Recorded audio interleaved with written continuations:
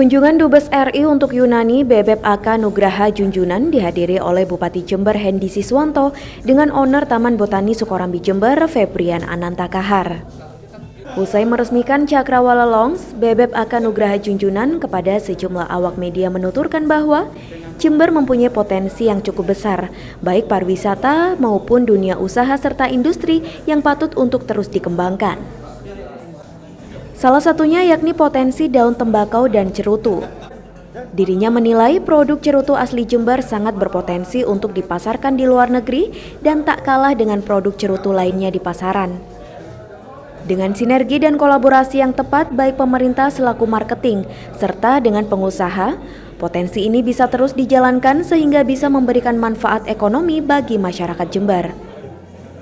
Pertama-tama saya sangat bangga sebagai seorang wakil dari pemerintah yang bertugas di luar negeri mendapatkan sesuatu yang inovatif. Jadi dengan kepemimpinan Pak Bupati, kemudian juga dengan inovasinya Pak Febri, itu menjadikan tugas kami akan lebih mudah untuk memasarkan sesuatu yang muncul dari daerah.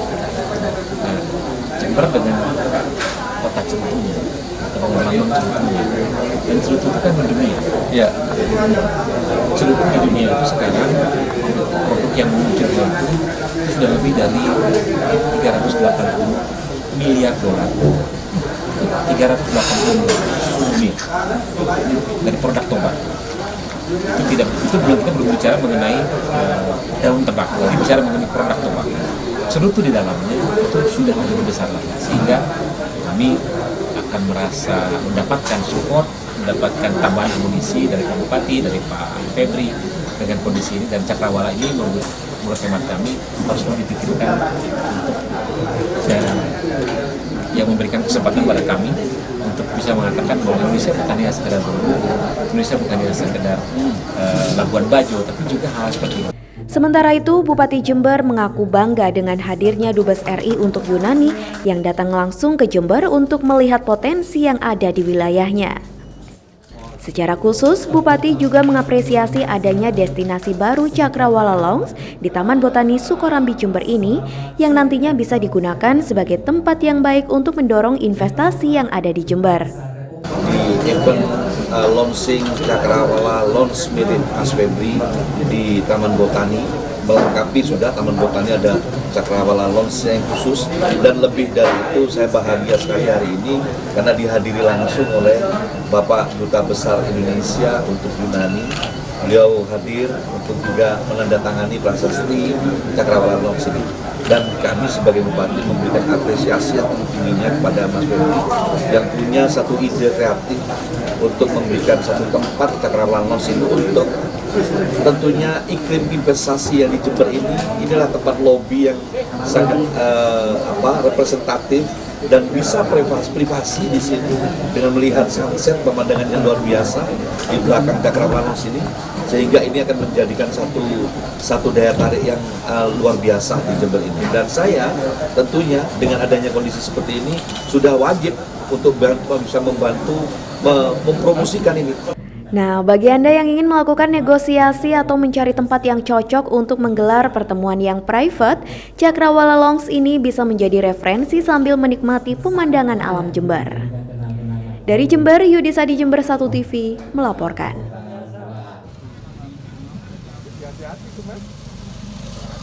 Peringatan Hari Air Sedunia oleh Pemkab Jember digelar di daerah aliran sungai Desa Sidumulyo, Kecamatan Silo. Dihadiri langsung oleh Bupati Jember, Kepala Bank Indonesia Cabang Jember, anggota DPR RI Komisi 11, serta OPD terkait. Dalam giat ini, Bupati bersama anggota DPR RI dan Kepala BI Jember turun langsung melakukan penghijauan di daerah aliran sungai dengan menanam bibit pohon seperti alpukat dan durian. Selain untuk penghijauan, pohon yang ditanam tersebut diharapkan kelak bisa menjaga aliran sungai dari ancaman banjir dan longsor. Usai menanam bibit pohon, Bupati beserta Kepala BI, anggota DPR RI, dan OPD terkait menebar ribuan benih ikan di aliran sungai Sidomulyo. Acara kegiatan menanam pohon dalam rangka Hari Air Sedunia, dan kami sudah akan menanam pohon hari ini 2.500 pohon di 3 lokasi, dan juga kita nyebar benih ikan, ada 10.000 benih ikan.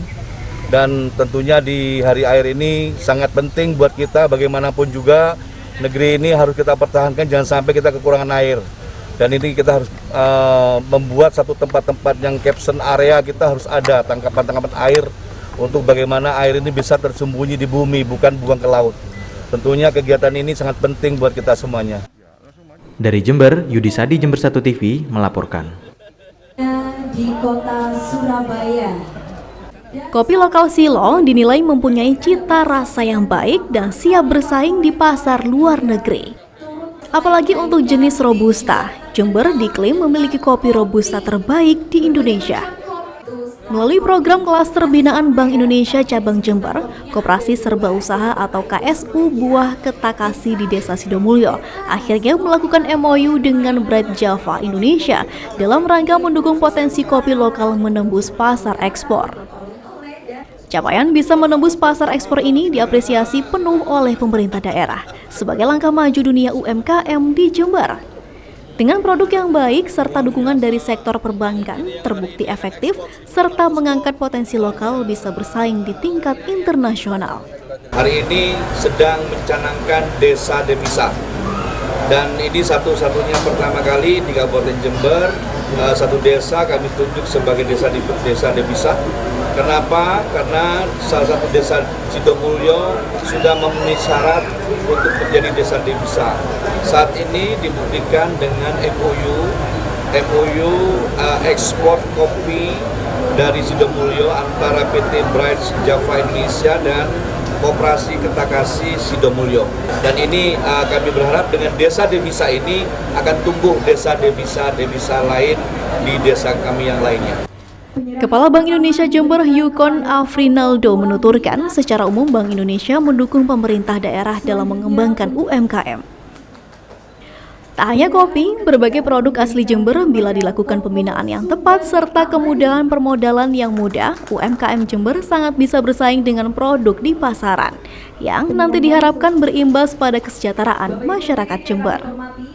Prinsipnya ini menginisiasi sebuah end-to-end proses dalam mengelola UMKM. Jadi tentu secara kuantitas, secara jumlah kami tidak banyak melakukannya, tapi kami berharap dia benar-benar terjaga dari A sampai Z dalam mengelola sebuah UMKM sampai dia itu menjadi UMKM yang tertinggi itu adalah level ekspor sebenarnya. Karena kita sangat membutuhkan untuk menutupi defisit neraca berjalan kita, CAD kita, dan ini kita kasih punya potensi yang sangat luar biasa untuk kami lakukan itu. Oke Pak, secara umum potensi di Jember sendiri gimana Pak? Kami berdasarkan data-data yang kami lihat, diskusi dengan teman-teman dari juga dinas terkait bahwa satu tempat saja seperti Ketakasi itu bisa menghasilkan sampai 10.000 ton per tahun. Ini baru Ketakasi. Nah, kami melihat bahwa Jember ini sangat berpotensi menjadi pusat kopi Robusta nasional. Nah, di samping juga ada keunikan bahwa Jember ada juga bagian Arabikanya di sisi Argopuro dan Raung, dan ada lagi yang lain, kita punya tembakau. Jadi secara umum kami meyakini bahwa pemerintah memberikan perhatian yang lebih kuat terhadap UMKM ini adalah suatu langkah yang sangat tepat untuk sebagai jalan mencapai kesejahteraan. Sementara itu, menurut anggota Komisi 11 DPR RI, Charles Mekiansah, ke depan akan mendukung penuh langkah pemerintah daerah dalam mengembangkan UMKM di wilayah. Langkah konkret akan dilakukan oleh DPR RI seperti pelatihan usaha ataupun permodalan untuk mengembangkan usaha. Dukungan DPR RI terhadap program-program ini, apalagi kami di Komisi 11, kami jelaskan bahwa semua hal yang menjadi faktor penghambat akan kami lancarkan. Yang kedua, dalam sektor usaha pasti ada soal permodalan, soal pelatihan, dan soal pasar. Ini yang akan kami lakukan dari Komisi 11. Jadi apresiasi terhadap kegiatan hari ini, dan tentunya ini menjadi PR kami dari Komisi 11 agar kemudian tidak hanya produk kopi. Kopi ini menjadi awalan yang sangat baik, tetapi juga dengan produk-produk lainnya. Dalam acara tersebut juga turut diberikan sejumlah santunan kepada anak yatim piatu serta penyerahan simbolis kris kepada UMKM di Desa Sidomulyo. Dari Jember, Yudi Sadi, Jember 1 TV melaporkan. Acara yang digelar di Pendopo Wahya Wibawa Graha, Sekretaris Satgas Saber Pungli Pusat Irjen Pol Agung Makbul mengatakan, sosialisasi ini dilakukan untuk melakukan proses pencegahan dalam adanya potensi tindak pungli. Sosialisasi ditujukan kepada seluruh jajaran di Pemkab Jember, sehingga adanya atensi bagi pegawai di lingkungan Pemkab. Hal ini menjadi tanggung jawab pihak terkait untuk menindak tegas kepada setiap oknum, sehingga seluruh pelayanan publik di Indonesia termasuk di Jember semakin baik. Sekretaris Satgas Saber Pungli Pusat juga menyampaikan sanksi yang diberikan menurut Agung. Ada 2 sanksi dalam hal ini, yakni sanksi administratif dan juga sanksi pemberhentian kepada oknum yang melakukan tersebut. Diselenggarakannya tentang edukasi sosialisasi Perpres 87 2016 tentang Satgas Saber Pungli itu adalah merupakan daripada tanggung jawab ya, Presiden kepada seluruh pelayan publik ya, di seluruh Indonesia nih, untuk melakukan pencegahan, untuk melakukan pemberitahuan supaya mereka yang masih melakukan pungli agar segera berhenti. Karena apa? Ini adalah merusak sendi-sendi kehidupan bermasyarakat, berbangsa dan bernegara. Nah, kalau seandainya ini masih tetap melakukan, maka Presiden dengan tegas, ya, dengan caraku sendiri, kata Pak Presiden. Apakah itu dengan cara didemosi, ya, dengan cara diberhentikan, dengan cara dipidanakan. Tapi Saber Pungli ini 70% adalah pencegahan. Lebih banyak pencegahan daripada penindakan. Oleh karena itu, diharapkan Kabupaten Jember ini dengan kehadiran sosialisasi dan edukasi masalah Saber Pungli ini untuk menuju zona integritas, WBK, wilayah bebas korupsi, dan WBBM, wilayah bebas bersih melayani. Langkah ini sebagai tindakan preventif agar bisa membawa pelayanan publik ke arah zona integritas dan wilayah bebas pungli. Selain pungli, ada potensi lain yakni pada proses pengadaan barang dan jasa. Dari Jember, DKAJ Jember 1 TV melaporkan.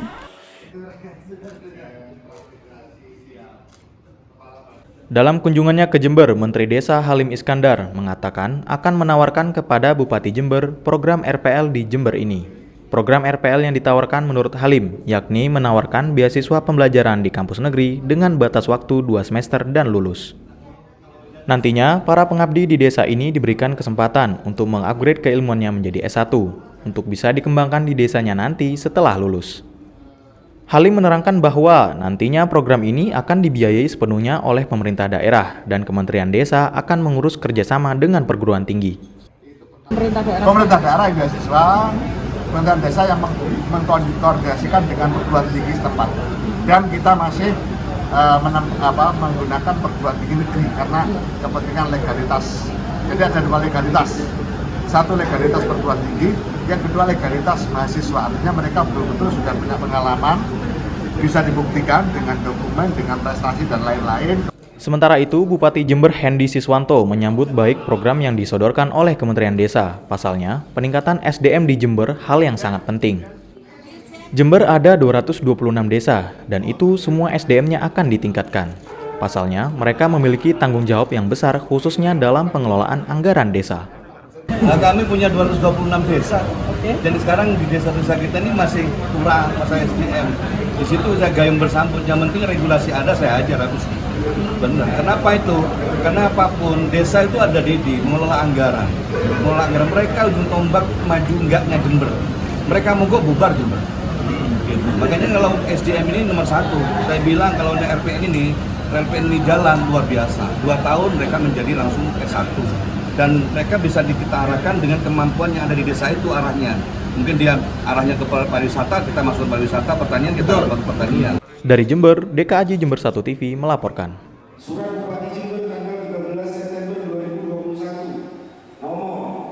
Rapat paripurna dengan agenda penetapan Perda 2 BUMD ini digelar di ruang paripurna Gedung DPRD Jember pada Rabu sore.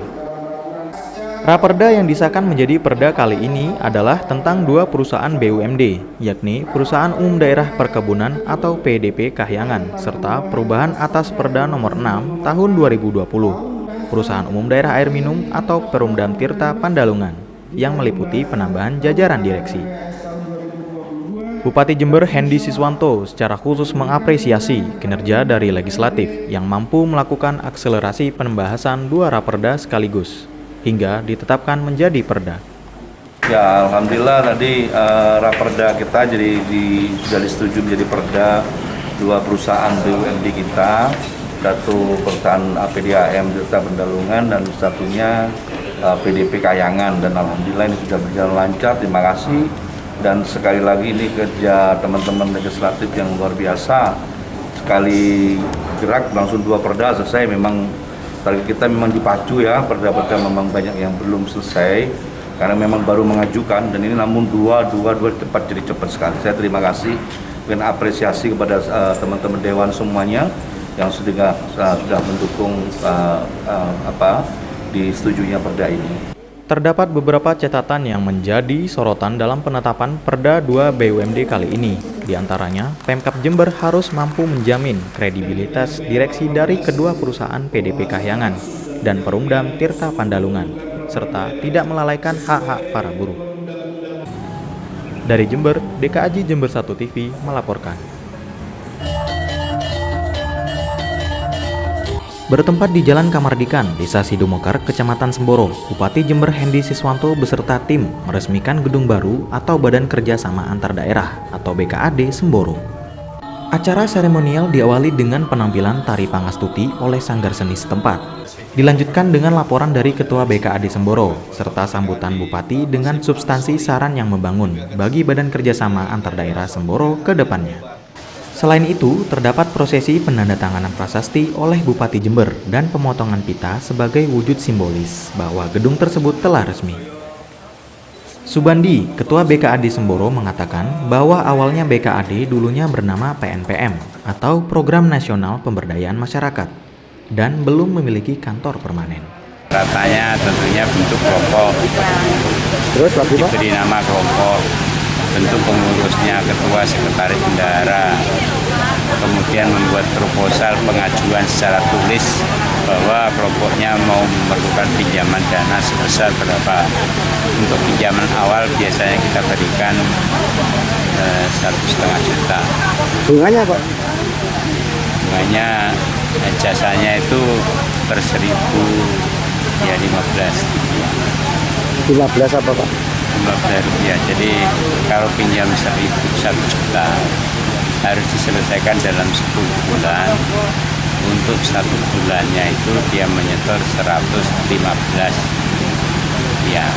Bupati Jember Hendy Siswanto menyampaikan rasa bangga terhadap capaian yang telah dilakukan oleh pengurus BKAD Semboro.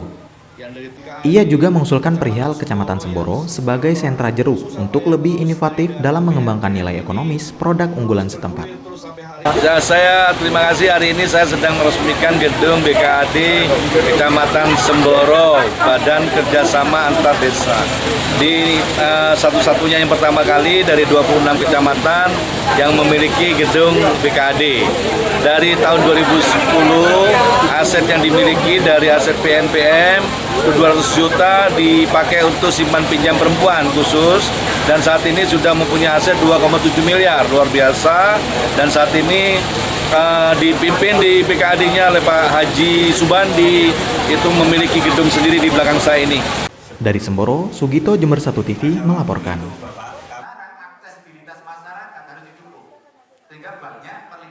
Sosialisasi ODOL dihadiri langsung oleh Bupati Jember Hendy Siswanto beserta jajaran OPD, Forum Lalu Lintas dan Angkutan Jalan atau LLAJ, pengusaha angkutan barang dan bangunan Kabupaten Jember.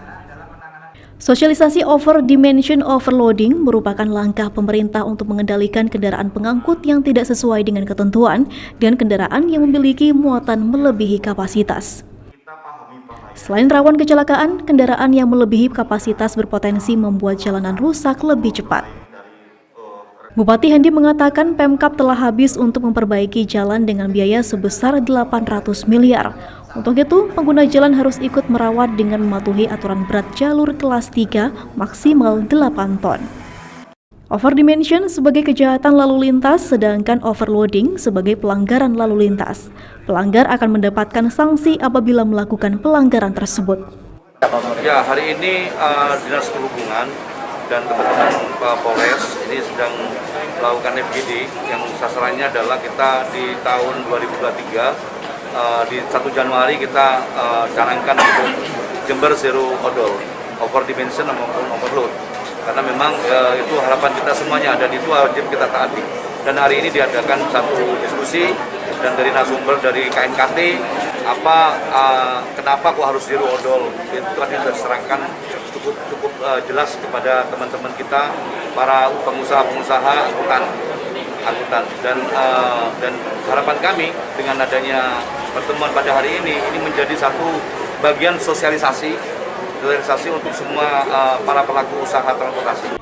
Dengan adanya sosialisasi ini, pada tahun 2023 mendatang, Pemkab Jember menargetkan Jember Zero ODOL. Dengan demikian diharapkan kerusakan jalan dikarenakan kelebihan muatan seperti tahun lalu tidak terulang kembali. Dari Jember, Yudisa di Jember 1 TV melaporkan.